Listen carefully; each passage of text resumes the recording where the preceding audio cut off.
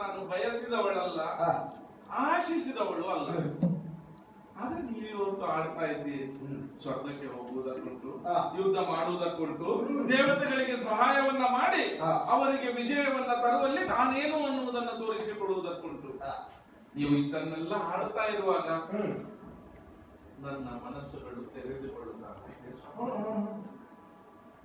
ನೀವು ಭೂಲೋಕವಲ್ಲಿಯೇ ಸ್ವರ್ಗವನ್ನ ಸ್ಥಾಪಿಸಿದವರು, ಅಯೋಧ್ಯ ಅನ್ನುವಂತಹ ನಗರವನ್ನ ಕಟ್ಟಿ ಬೆಳೆಸುವಲ್ಲಿಯೇ ಆ ದೇವಲೋಕದ ವೈಕುಂಠದ ಹೆಸರನ್ನ ಇಲ್ಲಿಗೆ ಇಟ್ಟದ್ದು ಯಾಕೆ? ಈ ಭೂಮಿಯನ್ನ ಹಾಗಾಗಿಸಬೇಕು ಅನ್ನುವುದಾಗಿ ನಿಮ್ಮ ಮನಸ್ಸಿನಲ್ಲಿದ್ದಂತಹ ಆಕಾಂಕ್ಷೆ. ಹಿರಿಯರ ಆಶಯಕ್ಕೆ ನಮ್ಮದಾದ ಸಹಕಾರ, ಅಷ್ಟು ಮಾತ್ರ. ಆದ್ರೆ ಸ್ವರ್ಗ ಅಂತಂದ್ರೆ, ದೇವಲೋಕ ಅಂತಂದ್ರೆ ಏನೇನೋ ಕಲ್ಪನೆಗಳನ್ನ ಮಾಡಿಕೊಂಡವಳು ನಾನು. ಚಿಕ್ಕಂದಿನಿಂದಲೇ ಬೆಳೆಸ್ತಾ ಬೆಳೆಸ್ತಾ ಅಪ್ಪನೋ ಅಜ್ಜನೋ ಅಜ್ಜಿಯೋ ಸಾವಿರ ಕಥೆಗಳನ್ನ ಹೇಳ್ತಾ ಆ ಕನಸಿನ ಕೂಸೊಂದನ್ನ ನನ್ನಲ್ಲಿ ಬೆಳೆಸಿದ್ದಾರೆ. ಸ್ವರ್ಗದಲ್ಲಿ ಹಾಗಾಗ್ತದೆ, ಸ್ವರ್ಗದಲ್ಲಿ ಹೀಗಾಗ್ತದೆ. ಮದುವೆಯಾಗಿ ಬಂದ ಮೇಲೆ ಅದರ ಪಡಿಯಚ್ಚನ್ನ ನಿಮ್ಮ ಜೀವನದ ಭಾಗವಾದಂತಹ ನಾನು ಕಾಣುತ್ತಾ ಬಂದಿದ್ದೇನೆ. ಪರಾಕೆ ಈಗ ನೀವು ಸ್ವರ್ಗಲೋಕಕ್ಕೆ ಹೋಗಿ ಬರ್ತೀರಿ ಅಂತ ಆದ್ರೆ ಸಾಮಾನ್ಯವಾದಂತಹ ಮನುಷ್ಯರಿಗೆ ಬದುಕಿರುತ್ತಾ ಸ್ವರ್ಗಕ್ಕೆ ಪ್ರವೇಶ ಮಾಡುವುದಕ್ಕೆ ಸಾಧ್ಯ ಇಲ್ಲ. ದೇವತೆಗಳ ಆಹ್ವಾನ ಕೊಟ್ರೆ ಅವರ ಒಪ್ಪಿಗೆ ಉಂಟು ಅಂತ ಸಾಧ್ಯ.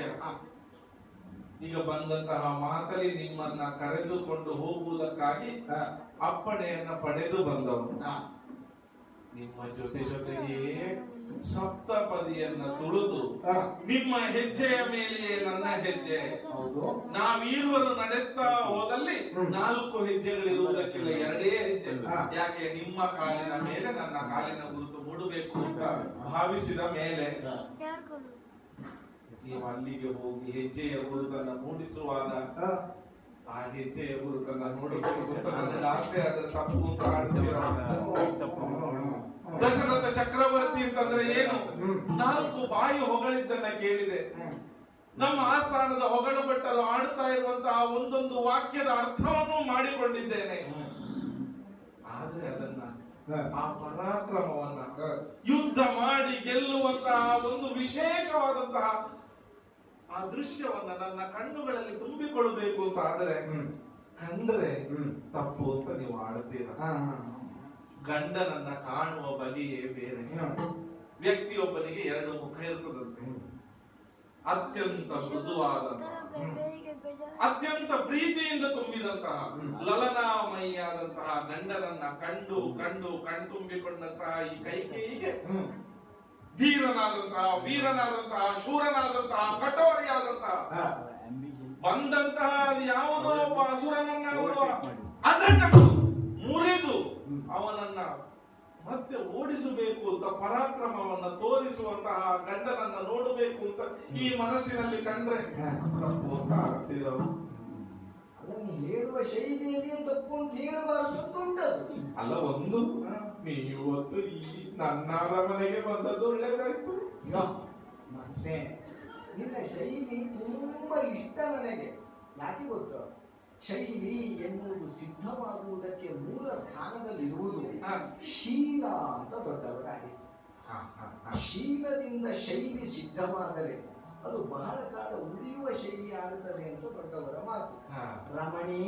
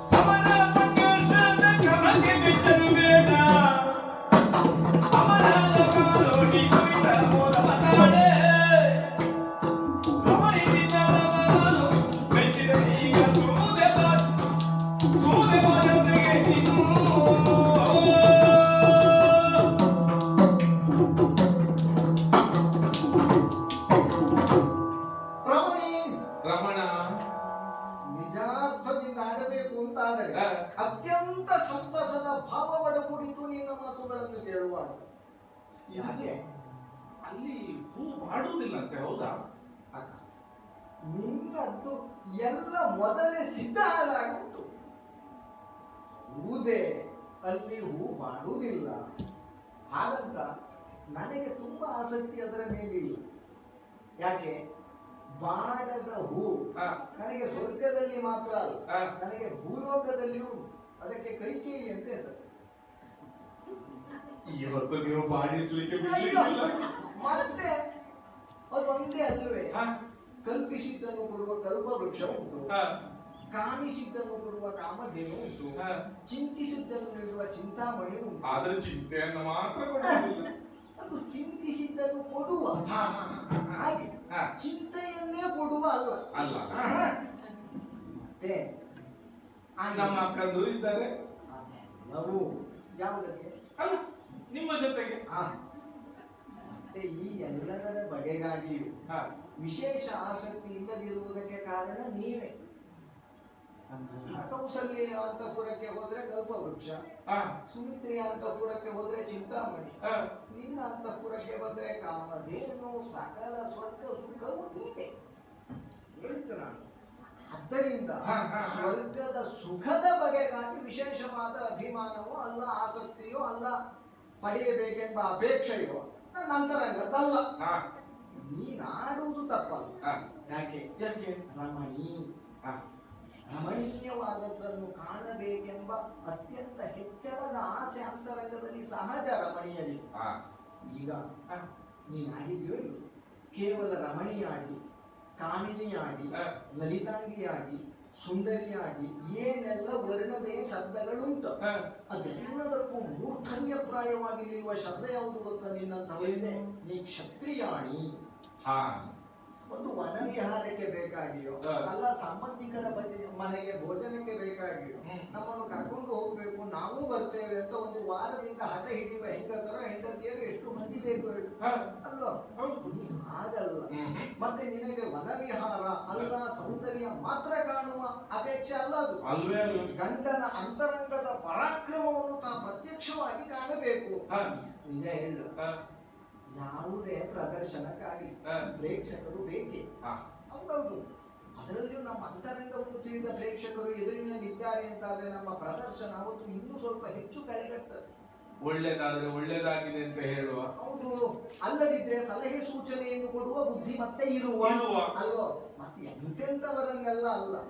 ಇನ್ನೊಂದು ಗೊತ್ತುಂಟು, ಈ ಪ್ರದರ್ಶನದ ಪ್ರಾರಂಭದ ಕೆಲವು ದಿನಗಳಿರ್ತದೆ. ನಾವು ಪ್ರದರ್ಶನಕ್ಕೆ ತೊಡಗಿದ ಪ್ರಾರಂಭದ ಕೆಲವು ದಿನಗಳು ನಮಗೆ ನಮ್ಮ ಮನೆಯವರು ಎದುರಿಗಿದ್ದಾರೆ ಅಂತ ಸ್ವಲ್ಪ ಭಯ ಆಗ್ತದೆ. ಹೌದು, ಹೀಗೆ ತಪ್ಪಿ ಹೋಗ್ತದೋ, ಅವಮಾನ ಆಗಿ ಹೋಗ್ತದೆ, ಈಗ ಅನ್ನಿಸ್ತಾರೆ. ಸ್ವಲ್ಪ ನಾವು ತೊಂದರೆ ಇಲ್ಲ ಅಂತ ನಮಗೆ ಅನ್ನಿಸಿದ ಕಾಲಕ್ಕೆ ಮನೆಯವರು ಬರ್ಲಿ ಅಂತ ಅನ್ನಿಸುವುದು ಅಂತ. ಯಾಕೆ? ನಮ್ಮದಾದ ಉತ್ಕರ್ಷೆಯನ್ನು ಕಂಡು ಅಂತರಂಗದಲ್ಲಿ ಆನಂದಿಸಲಿ ಎನ್ನುವುದೇ ಭಾವ. ಆದ್ರೆ ನಮಗೂ ಅಂತವರನ್ನೇ ಕಾಣಬೇಕು ಅಂತಿರುವುದು. ಯಾಕೆ? ನನ್ನ ಗಂಡ ಏನು ಇನ್ನು ಅಭ್ಯಾಸವನ್ನ ಮಾಡುತ್ತಾ ಇನ್ನು ಪ್ರಾರಂಭಿಕ ಹಂತದಲ್ಲಿರುವ ಗಂಡನನ್ನ ಕಾಣಬೇಕು ಅಂತ ಯಾವ ಹೆಂಡತಿಗೂ ಇರುವುದಿಲ್ಲ. ಆದ್ದರಿಂದ ಹೀಗೊಂದು ಅಪೇಕ್ಷೆ ನಿನ್ನ ಅಂತರಂಗದಲ್ಲಿ ಒಡಮೂಡುತ್ತದೆ ಅಂತಂದ್ರೆ ಅದು ಸತ್ಯ, ಅದು ಸಾರ್ಥಕ. ಅದು ಒಂದು ರಾಜರಾದರು ಒಂದು ಮಾತಾಡಿದ್ದಾರೆ, ದೂರಸ್ಥೋ ಪರ್ವತೋ ರಮ್ಯ. ದೂರದಿಂದ ನೋಡುವಾಗ ಪರ್ವತ ಬಹಳ ಸುಂದರವಾಗಿ ಕಾಣುತ್ತದೆ. ಇನ್ನೊಂದುಂಟು, ನಿನ್ನ ಬೈಯಲ್ಲಾದ್ರಿಂದ ಹೇಳಬಹುದು, ವೇಶ್ಯಾಚ ಮುಖಮಂಡಲೆ, ಅವಳು ಮುಖದಿಂದ ಮಾತ್ರ ಸುಂದರ.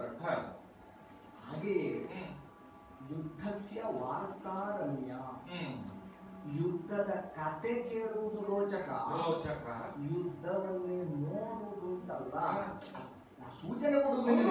ಯಾಕೆ ಹೌದು. ತನ್ನ ಗಂಡನ ಪರಾಕ್ರಮ ಕಾಣಬೇಕು ಎನ್ನುವ ಉತ್ಸಾಹ ಎಷ್ಟು ಸಹಜವೋ, ಎಂತಹ ಧೈರ್ಯಶಾಲಿಯಾದ್ರು ಗಂಡನಿಗೆ ಎಲ್ಲೋ ಆಕಸ್ಮಿಕವಾದ ಒಂದು ಪೆಟ್ಟು ಬಿತ್ತು ಎನ್ನುವ ಕಾಲಕ್ಕೆ ಗಂಡ ಬೀಳುವ ಮೊದಲ ಹೆಂಡತಿ ಬಿದ್ದರೆ ಬಹಳ ಕಷ್ಟ ಗಂಡನಿಗೆ. ಆದ್ದರಿಂದ ಈಗ ವೈದ್ಯನಾದವನಿಗೆ ಹಾಗೆ ಅಲ್ಲ, ನಾನು ನಿಮಗೆ ಬಿದ್ದಿದ್ದೇನೆ ಹೊರತು ನಿಮ್ಮನ್ನು ಬೀಳುವುದು ನೀ ಬಿದ್ದಿದ್ದೇನು ಗಟ್ಟಿಯಾಗಿ ಎದ್ದು ನಿಂತಿದ್ದೆ ಅಂತ ಅರ್ಥ. ಹೌದು. ಅದಕ್ಕೆ ವೈದ್ಯನಾದವನಿಗೆ ಎಷ್ಟೇ ಅನುಭವ ನುರಿತ ತಜ್ಞತೆ ಬಂದ್ರು ತನ್ನ ಮನೆಯಂತೆ ಮಗುವಿಗೆ ಶಸ್ತ್ರಕ್ರಿಯೆ ಮಾಡಬೇಕು ಅಂತ ಅಲ್ಲೋ. ಹಾಗೆ ಪರಾಕ್ರಮ ಕಾಣಬೇಕು ಸರಿ, ಆ ಪರಾಕ್ರಮ ಕಾಣುವಾಗ ನಾವು ಅನುಭವಿಸಬೇಕಾದಂತಹ ಯಾವೆಲ್ಲ ವಿಘ್ನ ವಿಡೂರಗಳು ಉಂಟು. ಒಬ್ಬಳು ಕ್ಷತ್ರಿಯಾಣಿಯಾಗಿ ವೀರನಾರಿಯಾಗಿ ನನ್ನ ಜೊತೆಯಲ್ಲಿ ಪುರುಷನ ಜೊತೆಗೆ ಪ್ರಕೃತಿ ಸೇರುವ ಹಾಗೆ ನೀನೊಂದು ಸೇರುವ ಮನಸ್ಸು ಮಾಡಿದ್ದಿ ಅಂತ ನನಗೂ ಆ ನೆಲೆಯಲ್ಲಿ ಹೆಮ್ಮೆ ಉಂಟು. ಸ್ವರ್ಗದ ಎಲ್ಲ ಆ ಸೌಂದರ್ಯವನ್ನು ಸವಿಯುವ ಅವಕಾಶ ತಾನಾಗಿ ಬಂದಿದೆ. ಇಲ್ಲದಿದ್ರೆ ನೀನೀಗ ಮೊನ್ನೆ ಒತ್ತಾಯ ಮಾಡಬಹುದಿತ್ತು, ನನ್ನೊಮ್ಮೆ ಸ್ವರ್ಗ ಕೊಡಿಸಿ ಅಂತ ನೀನು ಹೇಳಿದ್ದಿದ್ರೆ ನಾನು ಅಲ್ಲ ಅಂತ ಹೇಳಲಿಕ್ಕಿಲ್ಲ, ಇಲ್ಲ ಅಂತ ಹೇಳಲಿಕ್ಕಿಲ್ಲ. ಅದು ಬದಲಿರುವ ಪ್ರಶ್ನೆ ಬೇರೆ, ಪ್ರಯತ್ನ ಮಾಡಬೇಕಿತ್ತು. ಆದ್ರೆ ಇದು ಹಾಗಲ್ಲ, ಅಯೋಚಿತವಾಗಿ ಅಯಾಚಿತವಾಗಿ ಬಂದ ಅವಕಾಶ. ಆದ್ದರಿಂದ ನೀನು ಜೊತೆಯಾಗತಿ ಅಂತಾದ್ರೆ ರಥವನ್ನು ಬಿಡುವವಳಾಗು, ಹೊರಡೋಣ.